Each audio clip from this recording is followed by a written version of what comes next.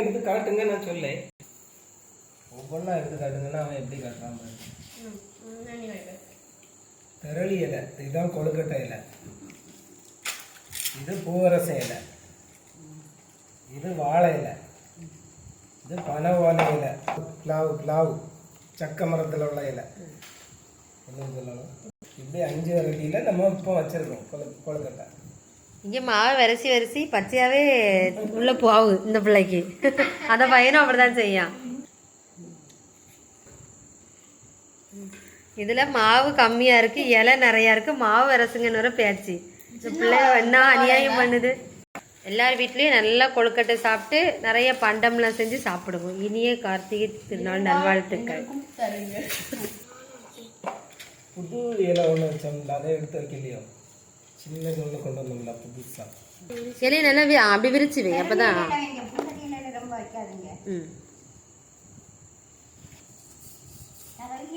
நிறைய மாவு அப்படி வைக்காத வேகாது பச்சையா இருக்கும். அப்புறம்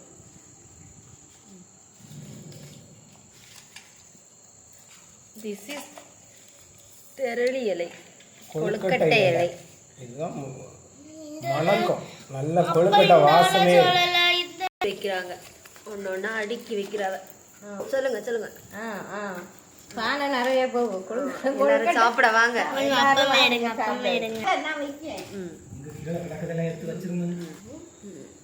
பாருங்க பச்சையா எல்லாரும் தின்னு திக்காவ கொழுக்கட்டைக்கு.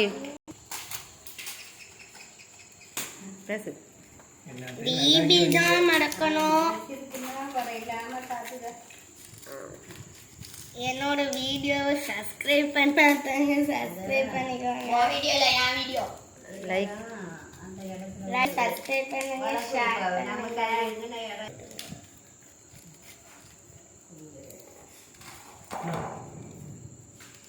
இனிய கார்த்திகை தீபம் நல்வாழ்த்துக்கள் எல்லோருக்கும். காலையில் அடியில் முதல் கம்பு இலையெல்லாம் வைக்கணும். தண்ணி ஊற்றி அதுக்கு மேலே தண்ணியை ஊற்றி அதுக்கு பிறகு திரளி இலையுள்ள அந்த கம்போலையை வச்சு கொடையெல்லாம் வச்சு அதுக்கு மேலே கொழுக்கட்டையை வச்சு அதுக்கு மேலே ஓலை வச்சு அவிக்கணும். அவிச்ச பிறகு நாளைக்கு ஸ்நாக்ஸுக்கு கொண்டு போனோம். நாளைக்கு ஸ்நாக்ஸுக்கு ஸ்கூலுக்கு கொண்டு போனோம். அது ஸ்கூலுக்கு பாய் சொல்லுங்க. பாய்.